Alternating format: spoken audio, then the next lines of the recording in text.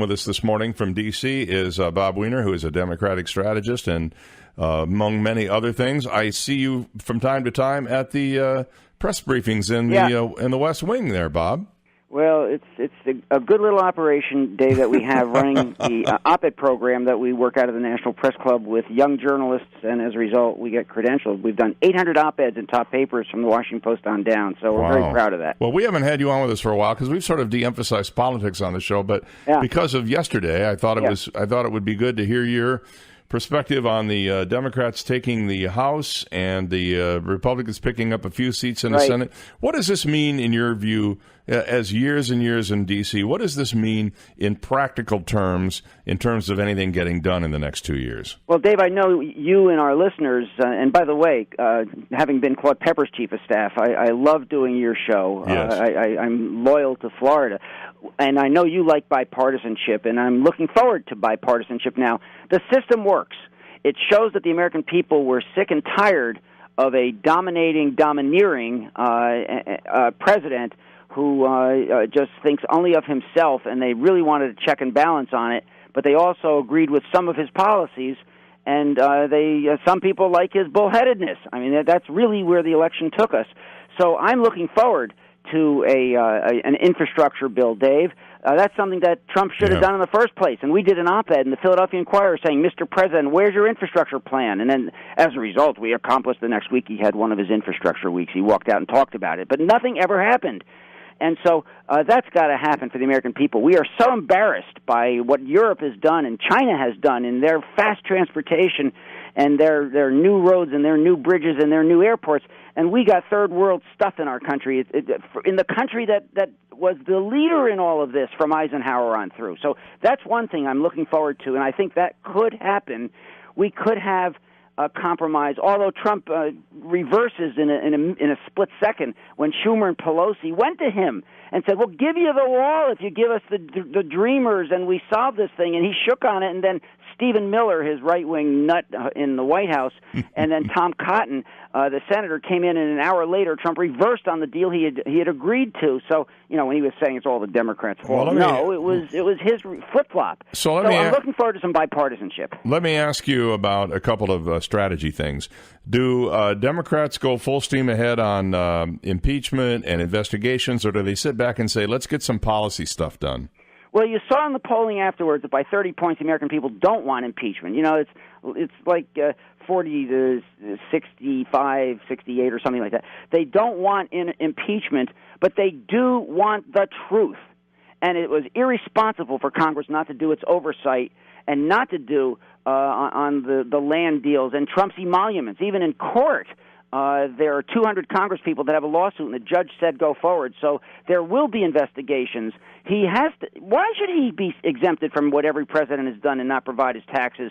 It shows that he's a for-profit guy for himself, and so those investigations should go forward. And Dave, I gotta say, I am still sick because the denials of Russia on the Russia connection are ludicrous. When you look at the Trump Tower meeting and the 5 bankruptcies that but I want all that. So those investigations should go forward. I want to, So it sounds like you're okay with investigations, but not necessarily impeachment. Impeachment's going to go nowhere because you got a Senate that actually expanded a little bit. So why bother with the hassle? Let's just go for the truth and the checks and balances that the Constitution provides. I saw a piece last night saying that I think it was in the Washington Post actually that said that the Democrats may win the House, but they're going to have trouble defending it in 2020. Do you agree with that? No, I don't. It's a presidential year, and you get swept in. I think that will take care of itself. And by the way, the demographics for the Senate are awesome. We had 9 vulnerable Republican seats, but 25 vulnerable Democratic seats in the Senate. The demographics are the reason that it was so disproportionate and that we were struggling a little. What happened in the House this time will happen in the Senate, and the House will, in a presidential year, you get the benefit of the down ballot from the presidential race. Could happen so it could get further in favor of the Democrats in both House and Senate in 2020. Let's talk about a couple of the rising stars in the Democratic Party. Beto O'Rourke was despite the fact that he lost very narrowly to Ted Cruz, is his campaign considered a success, do you think? More than that, it's like Lincoln, who lost for Senate and then wound up running for president as a result. O'Rourke could be a terrific vice presidential candidate in 2020. So he is an absolute rising star. Ben Lujan, the Castro brothers. There are a number of rising stars. Alexio Cortez in New York. There are so many rising stars in the Democratic Party. All of these House seats that came through. Well, Ocasio-Cortez is the youngest member ever elected to Congress, and she is more or less a very far-left person. A lot of people refer to her as a socialist in some sense. Do you think the label herself? Well, she's going to have to. Socialist. That bothers me. We did an op-ed, you remember, in the Tallahassee Democrat that said, "Don't call yourself socialist; just be progressive in your programs." Yeah, people picture the hammer and sickle, and they equate it with communism. It's a terrible label to have. But her issues are actually the issues. Every one of them, Medicare for all on through. And look what happened. Healthcare was so dominating in this election, protecting pre-existing conditions, that her issues are ones that the American infrastructure are ones that the American people support, but not the label of socialism. That's a downside for her. And another rising star would be Florida's own Andrew Gillum, who came out of nowhere to win the primary. Everybody thought Gwen Graham had that thing knocked up, and he winds up winning and captures the imagination of a lot of people in Florida. We're down to 79,000 votes separating Gillum right now from DeSantis, who has been declared the winner. Do you see Gillum having a future in Florida politics? Well, yes.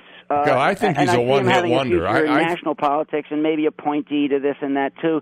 So he was a spectacular candidate.